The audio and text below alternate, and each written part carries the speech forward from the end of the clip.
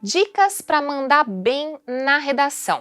A primeira coisa que você tem que pensar e decidir é qual ou quais vestibulares você pretende prestar. Se é só o Enem ou se você vai prestar Enem e outros vestibulares. Porque, por exemplo, a Unicamp pede outros gêneros textuais na sua redação e não tem como a gente saber. Para se preparar para vestibulares como a Unicamp, a gente precisa assistir às videoaulas do Estude sobre tipologia e gêneros textuais, que aí a gente arrasa. Mas se a sua escolha estiver entre Enem e vestibulares como FUVEST e VUNESP, por exemplo, a gente já sabe que o gênero textual é o dissertativo argumentativo. O que se pede, então, do gênero dissertativo argumentativo? Uma estrutura textual composta por introdução, desenvolvimento e conclusão. Então, o que você tem que fazer? Quais são os passos para você tirar 1000 se for redação do Enem e nota máxima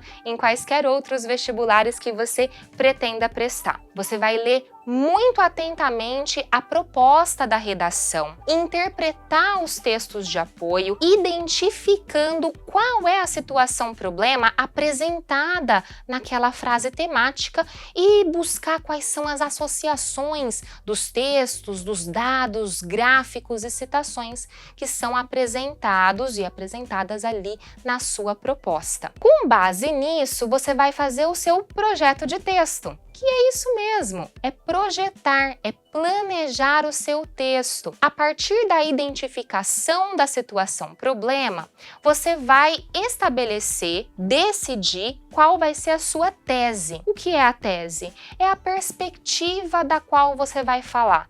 Você pode falar sobre várias coisas dentro de um mesmo tema, mas você precisa escolher uma tese, uma abordagem, uma perspectiva para poder defendê-la ao longo do seu texto inteiro. Então, dentro daquela estrutura que eu acabei de comentar, você vai apresentar essa tese logo na sua introdução. Um parágrafo de introdução é o suficiente. Na sequência, você vai desenvolver, vai desenrolar os seus argumentos entre 2 a 3 parágrafos de argumentação.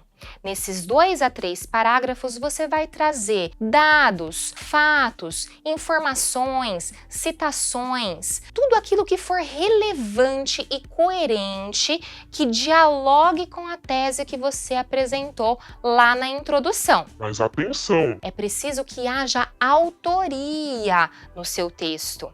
Então, não basta só trazer esses dados e fatos e informações e elas serem coerentes com a tese, mas elas precisam estar desenvolvidas de acordo com o seu ponto de vista, tá bom? Senão o texto fica expositivo e não argumentativo. E aí, finalmente, nós vamos concluir com mais um parágrafo de conclusão. Se for qualquer outro vestibular, você vai fazer um arremate de tudo aquilo que você trabalhou durante todo o seu texto. Tem que ser uma conclusão que seja coerente, que tenha autoria e que estabeleça uma associação entre a situação-problema que você identificou, a tese que você apresentou e os efeitos que você percebe na sociedade em relação, em associação de causa e consequência com todos esses elementos que lá no seu projeto de texto você selecionou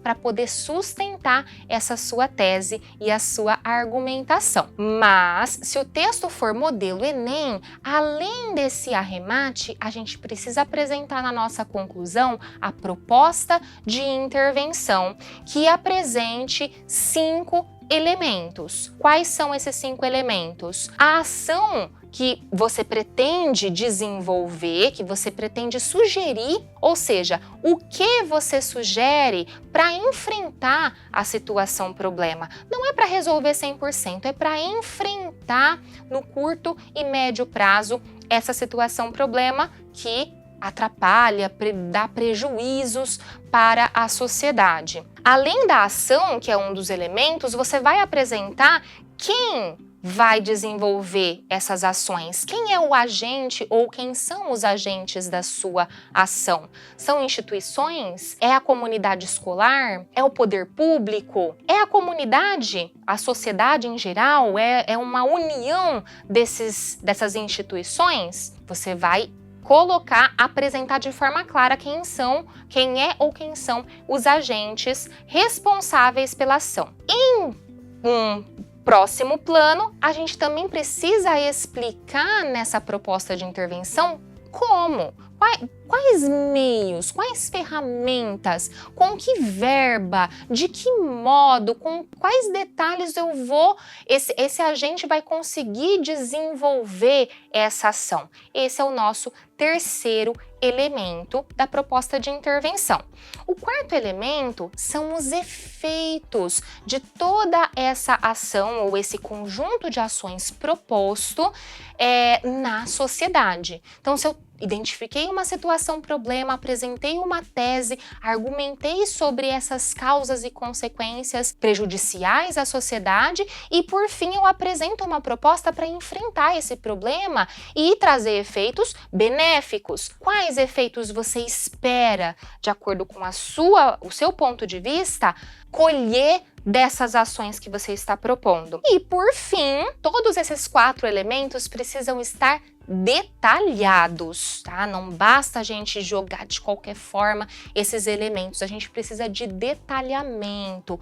Quem em conjunto com qual outra instituição, esse como bem desenvolvido, com um detalhe que fique claro para corretores e corretoras, qual é a sua ideia, qual é a sua proposta, qual é o seu plano de ação enquanto cidadã ou cidadão que escreve uma redação e reflete sobre a sociedade. E é claro, né, gente? Aqui nós estamos dando dicas sobre técnicas de redação, mas só assistir às videoaulas nossas sobre técnicas de redação é bacana, mas não é o suficiente. Qual é o bônus? Qual é o segredo? A resposta de 1 milhão é a leitura constante. Leitura de quê? Leitura de livros, é claro, mas também leitura de jornais, revistas, reportagens, textos, mesmo nas mídias sociais, com uma leitura crítica